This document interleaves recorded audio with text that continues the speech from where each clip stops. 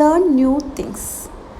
നമ്മൾ എന്തുമാത്രം പഠിച്ചു എന്നതല്ല, എന്തൊക്കെ പഠിച്ചു കഴിഞ്ഞു എന്നതല്ല, നമ്മൾ ഓരോ ദിവസം കഴിയുന്തോറും ഓരോരോ പുതിയ പുതിയ കാര്യങ്ങൾ പഠിച്ചുകൊണ്ടേ ഇരിക്കണം.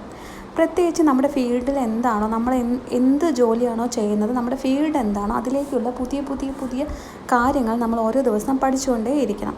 നമ്മുടെ സ്കിൽ ഡെവലപ്പ് ചെയ്തെടുത്താൽ മാത്രമേ നമുക്ക് ഒരു കാര്യത്തിൽ കോൺസെൻട്രേറ്റ് ചെയ്ത് നമ്മുടെ ഫീൽഡ് ഏതാണോ, നമ്മൾ ചെയ്യുന്ന ജോലി ഏതാണോ അതിൽ നമുക്ക് നന്നായിട്ട് വർക്കൗട്ട് ചെയ്യാൻ പറ്റുള്ളൂ.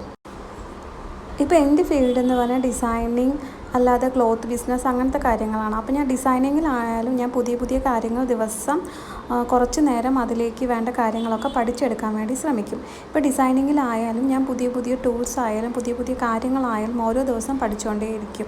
അതുകൂടാതെ ഡിസൈനിങ്ങിൽ ഇപ്പോൾ ഒരു ഡിസൈനർ ബൊട്ടിക്ക് സ്റ്റാർട്ട് ചെയ്യുകയാണെങ്കിൽ, അല്ലെങ്കിൽ എൻ്റെ ഒരു ഡ്രീം എന്ന് പറയുന്നത് ഒരു ബ്രാൻഡ് ഉണ്ടാക്കുകയാണെങ്കിൽ അതിലേക്ക് എനിക്ക് അറിയേണ്ട കാര്യങ്ങൾ എന്തൊക്കെയാണ്, പാറ്റേൺ മേക്കിംഗ് തൊട്ടിട്ട് ആരി എംബ്രോയിഡറി തൊട്ട് എല്ലാ കാര്യങ്ങളും ഞാൻ പഠിച്ചെടുക്കുന്നത് എന്താണെന്ന് വെച്ചാൽ നാളെ നമ്മുടെ കൂടെ ജോലി ചെയ്യുന്ന ഒരാൾക്ക് നമുക്കത് പറഞ്ഞു കൊടുക്കാൻ ഈസി ആയിരിക്കും.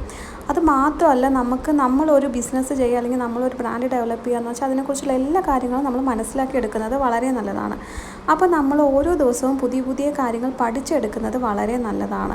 നമ്മൾ കുറച്ച് സമയം കിട്ടിക്കഴിഞ്ഞാൽ നമ്മുടെ ഇതിനെന്താണോ ആവശ്യം അതിലേക്കായി പഠിച്ചെടുക്കാൻ വേണ്ടിയിട്ട് നമ്മൾ തയ്യാറാവണം.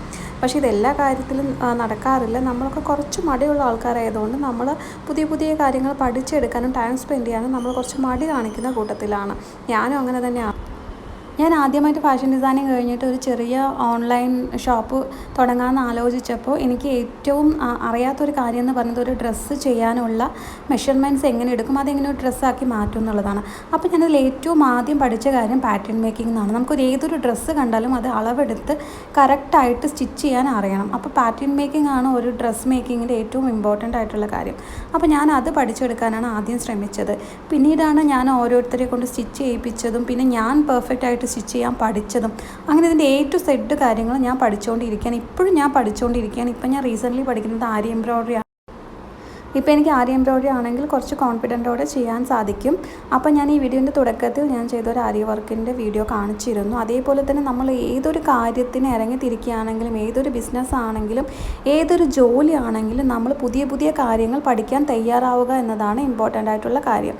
ഇതിനായിട്ട് നമ്മൾ ദിവസം ഓരോരോ കാര്യങ്ങൾ, നമുക്കറിയാത്ത കാര്യങ്ങൾ നമുക്ക് അറിയുന്നവരോട് ചോദിച്ച് മനസ്സിലാക്കാം. അല്ലെങ്കിൽ നമുക്ക് ഇന്നെല്ലാം തന്നെ നമുക്ക് ഗൂഗിൾ ChatGPT വഴി നമുക്ക് എല്ലാം തന്നെ മനസ്സിലാക്കി എടുക്കാൻ പറ്റും. അപ്പോൾ നിങ്ങൾ കുറച്ചെങ്കിലും സമയം സ്പെൻഡ് ചെയ്തിട്ട് നിങ്ങൾ പുതിയ പുതിയ കാര്യങ്ങൾ പഠിച്ചെടുക്കാൻ ശ്രമിക്കണം.